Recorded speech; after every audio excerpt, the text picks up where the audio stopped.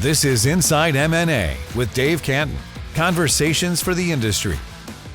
On this episode of Inside M&A, we're joined by Dave Cantin, who's the president and CEO of the Dave Cantin Group, and Stephen Dietrich, who's an accomplished M&A attorney and author of his new book, Fear Dynamics. Gentlemen, thank you so much for joining me on the show. Yeah, thank you so much for having us. Thanks for having us, Jim. Sure. So let me start with you, if I can, Stephen, since you're the specialist in the area of M&A legal. What are some of the top things that dealers should consider from a legal perspective when they think about, before they make that call to Dave to say, I think I'm interested in selling my dealership? What should they consider? Well, I think they need to think about a couple of things on a personal level. What do they actually want out of the deal? Why are they doing this? Why are they thinking about it? Is it an estate planning issue? Is it some sort of monetary event? Whatever it might be. So figure out what their actual goals are. And obviously the short goal is to sell it for as much as humanly possible. But what are they going to do with all this? And what do they want to try to preserve? Sure. And then from an organizational standpoint, I think they really need to figure out how to get their shop in order. Is there anything that they have been doing that they want to clean up or that they haven't been doing? And if they had to tell everyone, hey, this is what my business is, are they comfortable telling everyone what their business is? Sure. Are there things that they can clean up? Because before you start talking to someone is the time to get your house in order and figure out the hard questions. And that can be done with a conversation with someone like Dave or your accounting folks or whatever it might be. But you should really think about it before you decide to sell, because it might take some time to clean that stuff up. And then if other people are owners involved, make sure you talk to them before you decide to sell. Yeah, is that pretty much the advice that you give when somebody calls you to say, hey, there's things we got to talk about here? Well, the first thing we do, and to Steve's point, getting your house in order, right? Yeah. Making sure you're prepared to represent your acquisition, making sure that you're prepared in all areas to maximize the evaluation. Right. What it comes down to is just making sure that everything that we want to represent, we have in place and we're able to properly represent it. And most importantly, to create the greatest evaluation, to Steve's point. In order to do that, we have to make sure we're capturing everything and it's operating at its maximum capability. So we do enjoy spending more time with the client preparing for the acquisition and not just having a call on a Monday saying, hey, can you have me sold in 30 days? So time is of the essence. Right. It's not like they're sticking a sign in front of your in their lawn, right? Exactly. How much time typically should a dealer expect in that realm? In the preparation phase? Yeah. Is that a year-long process? Is it it really depends. Is it a single point dealership? Is it 5 stores? Is it 20 stores? Yeah. Do you have an executive leadership team of 5 people or 2 people or 20 people? Right. So it really depends on how much, what their infrastructure is like, how big the acquisition is, how many stores it's comprised of. Sure. Is there real estate? Is there multiple different parcels of real estate? Right. We really like to take our time on building the greatest story for the acquisition. Sure. Your average timeline is about 30 to 45 days. Okay. The larger the acquisition, yes, it could take 60 to 90 days of prep work. Right. And that really is to benefit the seller, but also to benefit the buyer, because we want to create the greatest story and timeline with limiting how many questions they have to come back at us, because the more information we have, the easier it is for them to understand the acquisition and to properly evaluate the acquisition. Sure. And I know with the Dave Cantin Group, you guys you're multifaceted. So when a client comes to you or a dealer comes to you and says, hey, I think I'm ready to sell, let's talk about it, you can actually bring up the necessary parties, right? Such as relationships like this one, where you can say, hey, we've got somebody for you in that realm, whether it be an accounting firm or attorney or whatever. Talk to me about the importance of that. Because, it's critically important, and it's something that we're really proud of at the Dave Cantin Group, having the right relationships in the business to really help our clients. Yeah. Stephen Dietrich and Holland Knight is a huge resource for our clients to really be able to have a leading M&A attorney.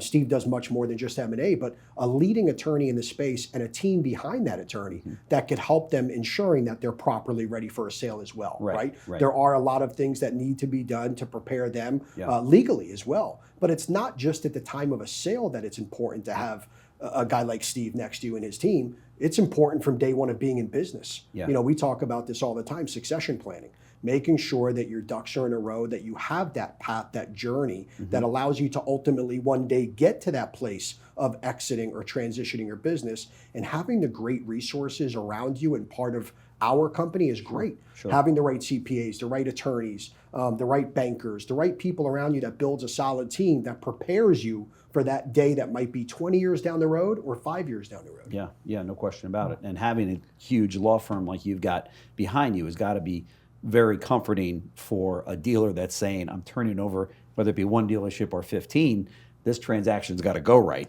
Right. I mean, there's a lot of moving pieces. I mean, an auto dealership, one dealership, 10, 20, 30, there's a lot of moving pieces. Yeah. And so it's not just the M&A function. There's, employment matters, benefit matters, there's, God forbid, litigation. So there's a lot of things that go into both operating that business, but then also dealing with it to sell that particular business. So I think, and the accounting function is equally important, just to make sure everyone understands what's happening. So you really need those resources. What do you say to that individual that goes, listen, I hear what you're saying, but I've got a brother-in-law, and he handled my corporation, and he handled my divorce, and I think I'll just let him handle this. I mean, do you get those scenarios? The number of times a week might I get that conversation? Right. So my first statement is I play well with others. Okay. And then my second one is they have all the information. We talked earlier about needing the history. That individual has all of that history, so they can really be efficient. Sure. And so I really like to look at it as a team. I'm just coming in, I've got a particular expertise. We know how to get this particular thing done. Right. And the rest of the team is already in place, or pieces of it. Let's use all of them to move it forward. So it's not a combative issue, but it's like that person was really great for what they did when you needed it and when we were available. It's probably best to get the right resource to be efficient at this point in time to move it forward. That's how I try to answer that question, because and that's the truth. It's not just a canned answer. I'm going to ask that person all these questions anyways. Yeah. So let's bring everyone into the team and let's all roll in the same direction. That's a good idea. And those individuals become extremely resourceful because they have information that Steve's going to need throughout the process. That's right. And it's like anything else, right? You go to your primary care doctor, you're not going to say, Doc, can you look at my tooth? I have a toothache. Yeah, right? That's right. They're going to say, I'm going to send you to the dentist. Well, Steve's the dentist, right? So, putting the right parties together allows the greatest opportunity for a smooth transition. Yeah, that's right. That's right. And it's the biggest deal of that individual's life, right? I mean, that to entrust it with anybody else that has not gone down this path before of an M&A situation, then you're playing with fire, right? Well, you get one shot at this, right? And you want to make as few mistakes as possible. And so the nice thing with folks like myself and Dave Cantin's group, we've been through a bunch of different things. We can at least ask the question, hey, have you thought about these 5 things? Sure. As opposed to someone who may not have. It's not because they're not smart enough to solve those issues. They just haven't seen them. They just haven't been there. And so if we can ask the question before you go to prime time, you can figure out the answer. You can figure out how to deal with the question and move it on forward. So that's really there's a real value in just that repetition over the years of doing all these deals. Dave, how many times do you get the call where somebody says, I've got a partner in this business, I want to sell? That's a unique set of circumstances too, right? Especially from a legal standpoint. It's more common than you would think, right? Yeah. Everyone's got a partner, right? I mean, pretty much, right? Right. Even if it's a dealer that has a significant other or spouse, sure, that's a partner in the business, that's right. And they're very respected in all decisions.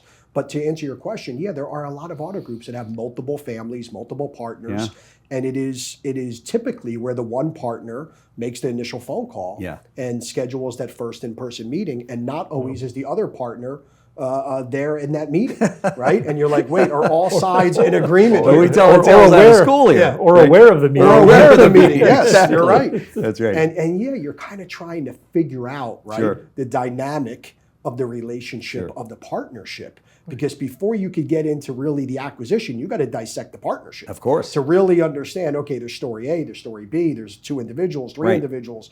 Where is the real reason that this is coming from, that this is stemming from? Right. So that's the first task whenever there's a partnership, just to make sure, because you have a fiduciary responsibility to all members of the business. Yeah. So we have to meet with everyone. We can't just take lead from one individual unless all parties say, this is who you're doing business with. This is who's going to give you the lead, and go forward. Yeah. So it's a challenging time when there's multiple partners to ensure everyone's on the same page. I'm sure for you as well. Well, it can. I mean, and sometimes the more challenging partners are the ones that are unwritten partners. Like spouses or brothers or sisters that should have an interest, and maybe the parent hasn't quite done the corporate planning appropriately beforehand. So. That's out there in the car business? I know it's shocking. It's shocking. Really? I never thought about that. And I'll say this, it's actually the most challenging when they don't have that succession plan in place and estate planning in place. For sure. Now you have 3, let's say, older kids in the business that have been in a business for 15, 20 years or even longer. Yeah. And 1 or 2 thinks that they're in a higher position than the third. Yeah. And, mom or dad passes away and it's like, okay, who gets to take the baton and run, and really there's nothing written. Sure. So now you have with what you have happening there is now 3 people arguing that's now causing a distraction within the business. And before you know it, that then becomes a real family dynamic issue inside the business, outside of the business, but it most affects the business. Yeah. It's so important on so many levels. In a conversation like that, it's interesting how someone's views may change if they're thinking, hey, we're about to have an exit event. Yeah. Then people start to see dollar signs and other issues. Whereas if you talk about those issues before a thought of exiting the business, then someone will be like, yeah, I really don't want to be that involved in the business because I don't want to be operating and running it. But if they're thinking, hey, I'm 6 months away from getting a pile of money potentially, those conversations are very different. Yeah. So, to your earlier point, think about these issues even before you think of selling. Yeah. To get all your ducks in a row, because then you're like, okay, great, now we're ready to go forward. Right. One of the most challenging things that we deal with, especially when there's partners, is having to relay messages, right? As you're working the acquisition. Because typically you just pick up the phone and kind of say, okay, this is where we're at, or I need to talk to you on this. Yeah. But it's now, okay, we need to get a conference call. Oh, we need to get multiple people on the phone. Yeah. And I mean, I'm sure that's challenging for you as well while you're negotiating the agreements and everything else. How do you deal with Are you always getting all parties on one call? Well, we try, if there's multiple parties that are going to be active, we try to have a conversation and say, one of you has to be our point of contact. Yeah. And we will often do like a kickoff call explaining this to all the partners and get everyone involved on that side of it. And then some people will come in and say, look, I want to be involved, and they're along for the ride. Sure. And then other times before we actually sign something, we'll get them all back together again and say, look, have you all looked at this agreement? Do you understand? And walk through those issues. But it just depends on how, sometimes you can tell some people are extraordinarily communicative, and other folks, you talk to them on day one, and then you know that person hasn't been involved for 90 days, and then you're like, hey, can you sign this document? And like, what document? I have no idea what you're talking about. So you really have to read the room and figure out that. But it's our job to figure those things out to help the transaction go smoothly. Right. What's the most common mistakes dealers make that from your perspective? And I'll start with you. Where do you see the pitfalls, or the mistakes, I should say, that dealers make? In what part of the process? Yeah, exactly, right. I think the biggest piece of it is not understanding what's going to happen. Okay. So if you're selling and realizing that even you know your business really, really well, and everything is sort of intuitive to you, whereas a buyer coming in, even if they really understand the business, so they're in the business, they run their own dealerships, they don't know your dealership. Right. And so understanding that there is going to be a ton of questions, and not to take them as attacks or personally. So, well, why do you do it this way? Why do you set up this way? Why is your sales process this way? These are just a ton of questions coming, and asking everything about your business and realizing that's just part of the process. Yeah. And what I try to counsel and talk to my selling clients are saying, this is your opportunity. It's one of your few opportunities to educate the buyer and tell them why your dealership is as valuable as you think it is. Right. You don't have a lot of opportunities to directly do that. Sure. So when the buyer's coming in and asking these questions, don't take it as an attack that you need to defend what you're doing. Mm-hmm. Take it as an opportunity to educate them on why you did a really great job, and explain if there's some odd things, maybe because of the market you're in. I know there's one dealership I worked with that one of the big models was the remote delivery. They made a ton of money on the remote delivery side of it, but it only because of the weird geography of where they were. Sure. And they had to explain that to someone. But if they took it as an opportunity, it's like, this is why we're unique. This is an opportunity for you, rather than, hey, I know better than you type of thing. That's if you had asked me once, that's the biggest issue, is engaging as a collaborative effort and an educational effort to the buyer. That would be the biggest mistake I see, is people getting defensive. I see you shaking your head. You obviously agree. I completely agree. I mean, that is, the more we know, the better they're going to be, right? The more the buyer knows, the easier it's going to be. Yeah. So when a seller kind of gets defensive when a buyer has questions, you don't immediately try to defend it. You want to help them. Yeah. Help them understand it. Help them understand why you do certain things, to Steve's point. Sure. In different geographic areas, in different brands, there's different ways to operate, maybe in the area you're in. And it's important that they know that. I'll tell you, one of the biggest mistakes I see dealers make all the time is they really don't know what their obligations are pre-acquisition. Meaning they have assumed obligations. It's kind of funny because every acquisition I'll say, all right, give me your assumed obligations. They're like, what do you mean? Right. Every contract that you have signed that you're obligated to for a certain amount of time. Yeah. And a week later, I'll get a bundle and they'll call me and go, oh, we need to talk about this and this and this and this and this and this. Many dealers and GMs don't know that, because it could be a contract that the previous GM signed. They're not even using that software anymore, or whatever the case might be. They're paying for it every month. Sometimes they have 3 different companies they're paying to give them used car values. That's right. They have 2 different CRMs set up. Yeah. They're still obligated to a whole nother system that operates fixed ops that they don't use anymore. Yeah. And then they realize that, and they're like, wait, who's paying for that? Well, of course you are. Exactly. And it's not as easy as, go ahead and cancel that. It doesn't work that way. You signed a 1-year contract. I'll say this, it's a lesson. Yeah. And for dealers that are divesting of one dealership and they realize that, the funny thing is it helps them in the future, because then they go back to their stores and they pull every single contract they have. Oh, yeah. And now every agreement they sign from that moment forward is 30 days. That's right. Yes. More work done by Stephen. That's exactly right.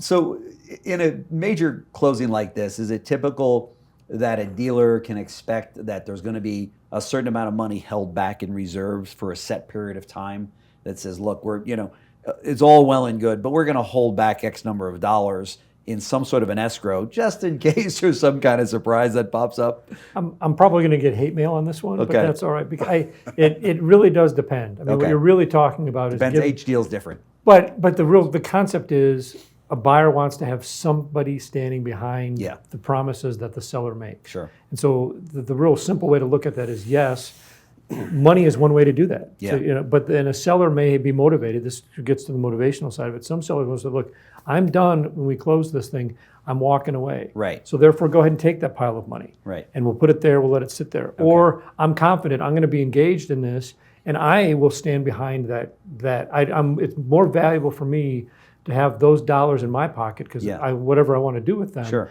And I will just stand there and say, if something's wrong for the X period of time, I personally will stand behind it. So those are the biggest ways to sort of slice and dice it, but that's what it gets to. So I'd hate to say, yes, there's always a holdback, because I negotiate against them all the time, but the concept is something to stand behind the seller's promises, because once the assets are gone and the deal's done. That's right. They want to have some way to get to the money if they're owed. That's right. So it's either a person or a pile of money. That's right. It's really kind of it's always easier if it's a pile of money. I do. People would prefer that. I think that's yes. Yes, exactly. And I think dealers, for the most part, understand that. I was involved in a deal like that, where at the end of the day, we're like, we get that. Typically, it's like you personally indemnified, right? You're signing off for it, or you're giving a pile of money where it removes your personal indemnification. That's right. And if you did everything right and you honored what was in that agreement, the money's coming back to you most likely. That's right. I mean, there are acquisitions that there is acquisitions that there's buckets of money put to the side for WEOs and different types of scenarios, which is very marketing customary. But at the end of the day, as long as the contract is done in a way the dealer says, I could support it, any money that's left there to make the buyer feel at ease is coming back to you. Yeah. Dave, what happens when a dealer calls you, and you've probably gotten this call before, that says, look, my son runs the new car division, my other son runs the used car division, my daughter is the F&I director, my wife runs the back office, okay, and we're going to sell the group or sell the dealership, but we're all leaving on a plane to Florida the day that deal closes. Does that create a kind of a challenge for you? My first question always, and I've had this happen several times, maybe not in that order, of course, but it's happened. Yeah. My first question is why? Yeah. Now you're going to say, well, hold on, don't you get paid to do it? What are you saying why for? Because I really want to know. Sure. Why? Because the buyer is going to ask me why. Right. So the first question they're going to ask me, I'm going to ask you up front. Why? Yeah. You've been in this business for how many years? Sure. You brought your family and raised your children in this business. Yeah. Why? Yeah. And that's a really important question. And sometimes the why is simple. Sometimes it's not so simple. Yeah. And if the why typically is the next generation just doesn't want to have a future in this industry, okay, I got it. Right. And everything can be explained. And the point of maybe them running each department is hopefully there's somebody that could continue running the departments upon their exit. Of course. Or we're very transparent in the acquisition, letting them know, hey, you need a fixed ops manager. Yeah. You need a finance director. You need a general manager. And then when you're looking at the evaluation and the acquisition, you're putting in your pro forma a budget for those numbers. Does that hurt the valuation of a deal if in the event the management company's going to be gone on day one of that new owner, does that hurt the valuation? It depends on the acquisition, Okay. right? So if it's a performing asset, Okay. and the asset does really well, Yeah. removing anything or changing anything is a negative, Okay. right? It's not good, Okay, yeah. because you're buying the performance of the current asset. Well, if you're removing what's driving the performance, Yeah. the asset is going to be worth a lot less. Okay. If it's a drastically underperforming asset, and that asset only has room to grow, well, most likely it's probably that person or in the group of individuals That needs to go. that needs to go, right? And you want them That's the out. good news, right? So it could go either way. Yeah. Well, it might also depend on the buyer. Yeah. If you have a buyer That's that true, too. has Yeah. a lot of human capital, Yes. and they want to find places to move people up in their organization, this may Right. be a golden opportunity. Right. So they may look at it and say, "This is awesome. We can bring it in, and we have places to put some people that we've been tamping down." Sure. If they're short on human capital, then they might be like, "Wait, how are we going to run this business?" yeah, So then sure. it would, I think, negatively affect value there. This is a question for both of you, and that is, I'm a dealer. I give you a call, Dave, and I say, I want to sell the operation, but I want to hold on to the real estate. What do you say to that seller? Good So- idea, bad idea? Do you get that scenario? It's a very typical scenario. It is? Okay. Because they want to be in they want to keep that cash flow. Yeah. Okay. The automotive industry is on the retail side has always been combined of two businesses: the real estate business and the asset. Yeah. Right. The goodwill Sure. of operating your car dealership, but they go hand in hand. Mm-hmm. Right. You buy the land to operate the car dealership. You operate the car dealership to build value in the land. That's right. And as you keep re-imaging the facilities, because we know the manufacturers every few years want the facility re-imaged, it's only beneficial to invest that into the building, but also invest it into the property and Yeah. own the property. Yeah. So we always recommend, if you want the greatest value for the asset, the real estate has to go with it. Okay. If you could be okay maybe losing 10 or 20% of the value of the asset, Okay. hold on to the real estate. Okay. And if we really get a lot of pushback, we'll try to negotiate and say to the seller, look, here's what we think is best. You obviously want the biggest number up front. Mm-hmm. What if we did a very short-term lease, give you a few years of cash flow, Good idea. and then the buyer has the option to purchase the real estate at appraised value at that time. Sure. If you were to chime in on the legal side of that, is it a good idea for dealers to try to hold on to the real estate? I think it does depend. I mean, one of the things is, as Dave mentioned, when someone's getting out of the business, suddenly they're not getting that monthly cash flow into their bank account. So that's why they really want to do that. And Although it should be replaced by the interest on the money in the bank. but you would be shocked, and how many folks they've spent their lives in this, and they understand reinvesting in their own business, Right. but they really aren't comfortable investing in other stuff. And so Right. there's that particular. Okay. There's an emotional hurdle saying, like, I understand this asset, I understand how I'm going to make money. Yeah. I don't understand that yet. I'm going to need to learn. So I get how they hold on to it, but I think Dave's right in the sense that most sellers want to buy that particular real estate for whatever reason the asset may be.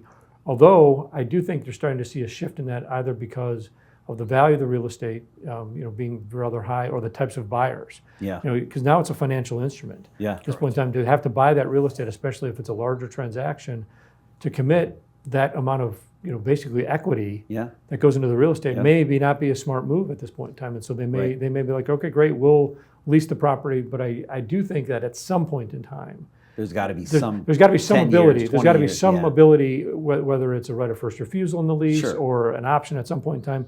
If nothing else, because that buyer at some point in time wants to exit themselves. Right. And the last thing they want to do is then to sell to somebody who then has to negotiate with a landlord that's 2 deals removed. Yeah. That's a whole other conversation. That's So I right. do think That's a buyer is going to want to have the ability to control the real estate. Sure. The economics, I think, may change, and I think we're starting to see more willingness to do leasing structures or those sorts of issues, just because that money can be used in more productive ways than Sure. piling it into real estate. Sure. There was a deal that I was involved in. I worked for an auto group, and they bought a store, and the seller said, we want to lease the property back. We don't want to sell it. Well, after talking to the OEM said, look, here's the deal. We want a brand new facility built anyway, and we don't even want it there. That part of town kind of went down. So we want you to, if you're going to buy it, we'd like a new facility in the next 2 or 3 years, in another part of town that we'll approve. So that worked out perfectly. Yeah, Have you sure, found that sure. to be the case where it's Absolutely. like, oh, thank God they want to hold on to the real estate? Well, and just talking about what Stephen said about really understanding the business dynamic. Yeah. Today more than ever, especially with high interest rates. Yes. Right. We always right. look at, as a business owner, you always want to look at what's your return, right? What is your return on capital? What's your return on investment? Well, when you're looking at really the average return of a new car dealership today on the asset side, it's almost double what it is on the real estate side. So to Stephen's point, if you could get away with leasing the dealership, there are a lot of large companies today that are operating in the auto industry that are actually saying we don't need to buy the real estate. We would rather use our capital to buy more businesses than to buy the real estate, because we're going to double our return on the business side than the real estate side. It really matters, is this going to be a ultra long-term asset? And to Steve's point again about what happens if they want to exit in 10 or 20 years, sometimes you want to have full control over that, where you're not bringing an acquisition to market down the road that now somebody has to again negotiate with someone who left the business 20 years ago, or the next generation. Sure. And with regard to the leasing the property, would it also be safe to say that it's based on the brand itself? I might need the real estate if it's a Mitsu store, but I might be a lot more open if it's a Toyota franchise where the owner says, I gotta own the property for 20 years. That's okay, I'll do whatever you want to do. I just need the Toyota store. Listen, it all comes down to opportunity, right? We all know Toyota, Lexus, BMW, there's some brands out there today that as they become available, it's a lot easier for a seller to make their demands, and it's a lot more likely that a buyer is gonna say, okay, because it's an opportunity you might only get once in your lifetime. That's right. It may also depend on where it's located. Real estate in some of these metro areas, someone may be willing to take a risk and say, look, I don't really care. I don't know what's going to happen. Even if I have to relocate, that piece of real estate will be used for something else. And so that there's really not that much energy of either letting them keep it because they are going to relocate, or the buyer may be like, look, I'll buy it. I don't care if you want to get rid of it because it's maybe a bad brand or something of that sort, because they're going to be able to use that real estate for something else in that particular market. So the market, I think, is really important as well to that decision. Yeah, for sure. And I appreciate all the time that you've given us on the show, but just a couple of other things here as we close out the segment. If you had to tell a dealer, what are the things that you really need to focus on when you enter into this from a legal standpoint? From you're sitting there and you've got a somebody that calls you and says, okay, I'm about to jump into this thing. What do I really need to focus on? I think you really need to focus on what do you want out of this transaction. I mean, a lot of folks are thinking, well, I just want money, and that's what they're thinking about. I've seen more and more a mix of, obviously we want right value, but they want their business to go to a good buyer, someone who's culturally aligned to them. So why are you doing this? Is there a dispute in the family and you can't resolve it, and therefore you just need to get rid of the business? Is it a fire sale type of situation? Is this a long-term planning issue because you want to use the money for something else? So I think really understand why you want to go through this, and then take the time to realize that it is going to be a process. And there's going to be times when it's fun, there's going to be times when it's maddening, and there'll probably be a couple times when you swear at all of your advisors, and why'd you get me into this? And I think they should just realize that side of it. And then the other thing is to be truthful, to be ready to answer whatever the questions are, the good, the bad, or the ugly. Because it's coming out anyway. It's coming out one way or the other. If you got a good buyer, they're going to dig in and they're going to figure it out. So be prepared to answer those particular questions, and don't be embarrassed about them. Chances are, whatever decision you made, even though I may not disagree with it, and the buyer may be like, why did you do that? There was a reason you did it. And just say, this is what I did, this is why I did it, and move on down the path. Try to disconnect a little bit from the emotion at some level, because the selling decision is very emotional. I don't care why they're doing it, it's pure emotion. But when you go through the process, you have to step away from your emotions a little bit and realize there's just a process to go through, and try to realize that piece of it, and find time to be emotional, because there will be moments in time when you are emotional, because it's the biggest decision of their life. That's right. It kind of is their life. It is. I've worked for dealers, and it just so much they're part of the fabric of that city, and their kids grew up in the business, and they're there every day, and they know every single one of the associates on a first name basis. You find that to be the case. So many acquisitions that we work with. Of course. The transition exiting for the seller is the most difficult thing. Because throughout the entire process, they're thinking of the honeymoon phase of after the transaction. Once I'm closed, where I'm going to be, what beach I'm going to be on. Where are we going to buy our secondary home? But what they don't think about is removing themselves from the community. The philanthropy that they've done throughout the decades of being there. That's right. I say this all the time.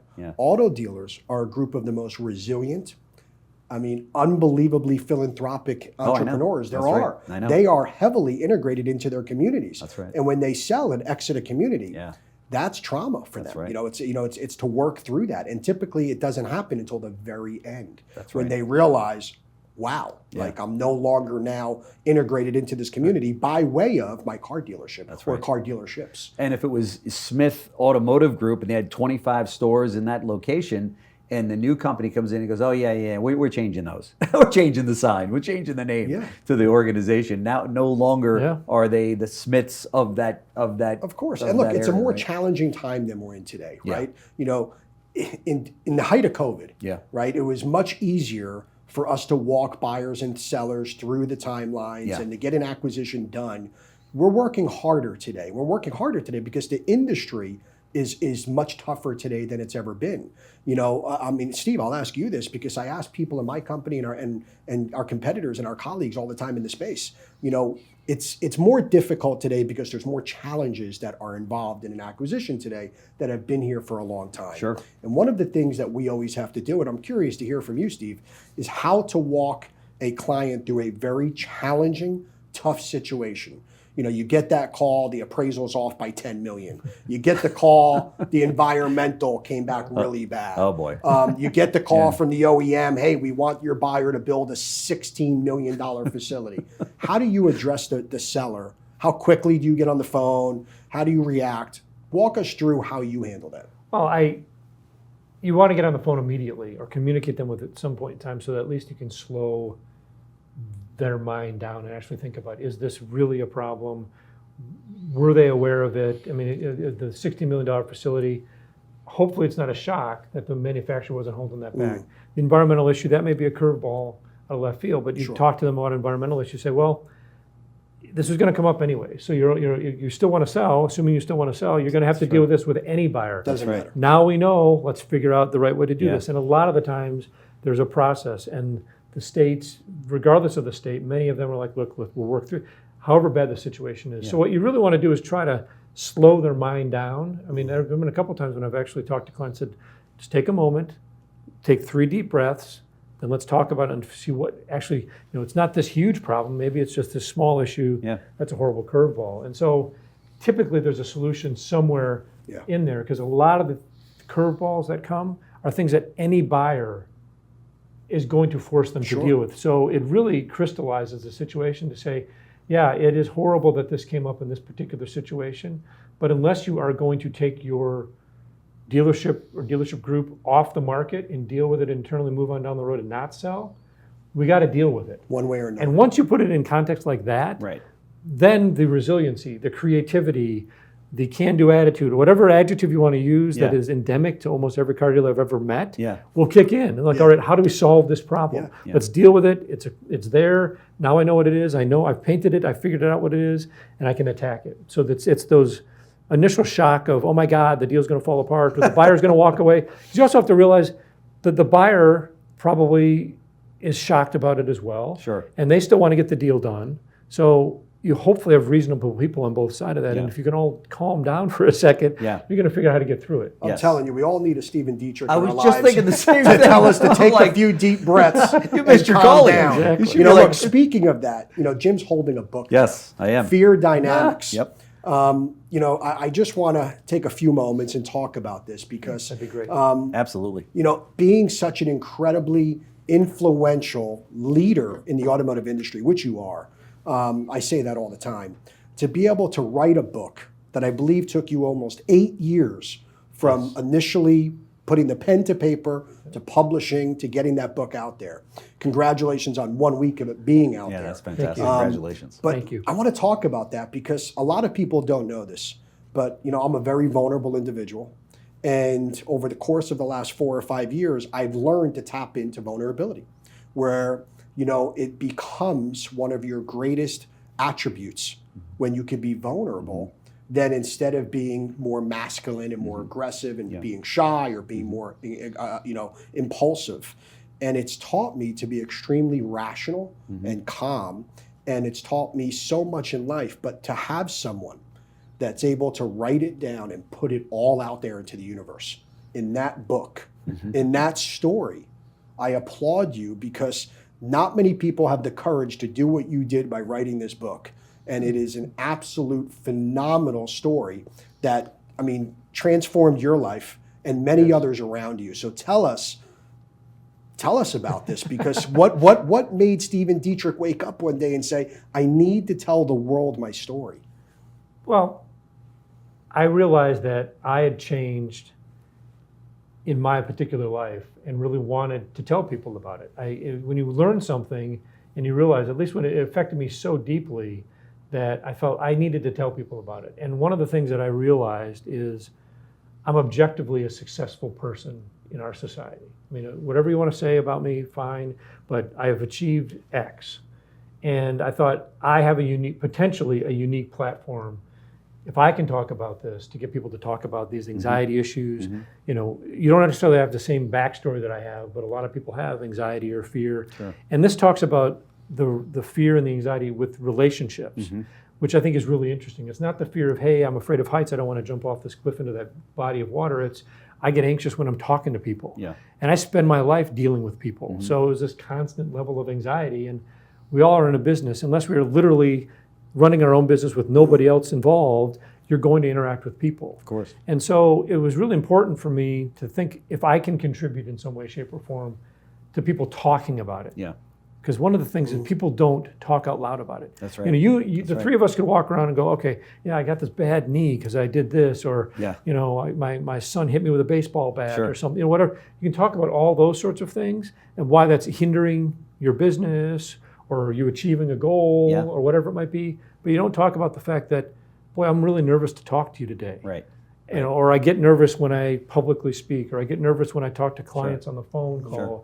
Why can't we talk about that the same way we talk about other aspects? Sure. And so that was really a driver of mine to talk about that. And that's great. And you know, I'm fortunate that I'm successful and have a little bit of credibility on that side of it. And so I thought, well, if not me, who might be willing to talk about it? Because there aren't a lot of people. That's right. And the other piece, just to finish it, and we talked a little bit about this earlier, is the story is I think really a one of hope, because I went through all that change, but didn't change the vast majority of my life. Yeah, I'm still a lawyer. Yeah, still married to my wife. Still live in Denver. Yeah. Before I wrote the book, I lived in Denver, and I still live in. So my life on the outside is really very similar. Just made it better on the inside for you. But I experienced the world so much differently. Yeah, and I thought that's got to be hopeful. Yeah. Because a lot of people, I think, would love to be able to inspiring. Be happier, but not have to blow their life up. That's right. And so those are the long answer to a short question. No, it's a great answer. That's what got me here. Yeah. It's a great answer, and I'm so proud of you for doing so. So you launched a book last Tuesday. Yes. You woke up last Tuesday. You now know the world knows your story. Right? That's right. It's a good point. How do you feel? Like, how did you feel that Tuesday when you woke up? Did you have anxiety? Did you have fear? Well, I've worked through a lot of that before I let that out. But yes, I mean, it is interesting to think about. A lot of people that I work with, there's a lot of people that do know my story before I got here, but the number of people that know now, especially in my profession and in my industry and other things, I'll be very curious to see how they react. I'm a little buoyed because folks that I talked to before the book came out and other things were very receptive and supportive, but you never know. Oh, think of the thousands, if not millions, you'll be helping. I hope so. That's right. From your lips to God's ears. I'm sure some of your friends, family members, colleagues picked up the book right away, right? Yes. As I did. Yeah. And read the book. Can you give us, well, you don't got to tell us who, unless you want to. Can you tell us a reaction of someone that like sticks out to you, like something that they, because of how vulnerable you are in writing that story and just coming, and maybe they didn't know this about you. Can you give us one example of maybe how someone read that and came back to you and said, wow, Steve, I didn't know that about you, or how that might change them? Yeah, I'm working with a client and they had no idea. They were very supportive. They bought the book. They called me on Wednesday after the book came out. They'd read it. They got it a day or two earlier, so they didn't get it on Tuesday, but they got it a day or two earlier. Yeah. And they talked about how they were dealing with someone in their life that had some similar history and issues that I may have had in my life, and how they worked through it, and talking about how it was just nice to have someone say this out loud and talk about it. And so, we for months we've talked about nothing about buying and selling of these dealerships and all these other sorts of things. And it was just touching that the person was like, thank you for writing the book. Of course. Because now it normalized, they can talk to that with whoever they're dealing with. That's going to make you feel those great. Sorts of issues. Yeah, it's really interesting. And I've had several examples of folks who are like that one of the folks I work with called me up and said, "Oh, I'm dealing with some things. I'd love to talk to you about fear dynamic technique number 4. Yeah. How did you do that? What do you mean by that sort of issue?" Just being willing to talk about in real life how that works. Yeah. And so Somebody's going on the circuit. You know, I I'm see telling you. you, and it's breaking right here on CBT News. That's exactly right. That's exactly right. No, it's a book that, for those of you that are watching, Fear Dynamics is the book. We're going to make a button right underneath this video that you're watching right now. So you are now just a click away from changing your life. And it's a phenomenal book. Again, congratulations in writing it. Soon to be best-selling author, Stephen Dietrich, and of course, the one and only Dave Cantin. Thank you, gentlemen, so much. This has been great. Really Thank you, appreciate Jim. it. Thank you, Thank you so Stephen. much. Yes. Thank you, Dave. And congrats. Thank you. Yep. Thanks for watching Inside M&A with Dave Cantin. Conversations for the industry, exclusively on the CBT Automotive Network. The Dave Cantin Group is the nation's leading advisory company in the automotive industry. To contact a mergers and acquisitions advisor from the Dave Cantin Group, visit davecantingroup.com.